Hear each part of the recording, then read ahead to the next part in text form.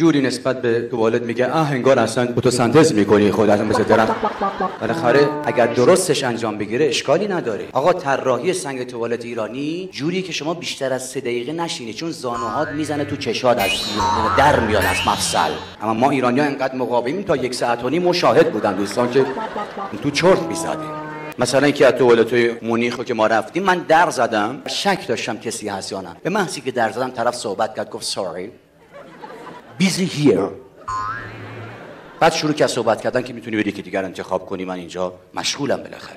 اون وقت من موندم چجوریه تو ایران شما میری توالت عمومی شک داری کسی تو هست یا نه، تا در میزنی طرف خب ببخشید آقا من نمیفهمم این علامت اختصاری کدوم جمله است؟ مگه تو داری کار زشتی مرتکب حرف بزن و اون یارو هم ول نمیکنه هی میزنه آخه چرا روده های طرفو داغون کرده بیخیالش شد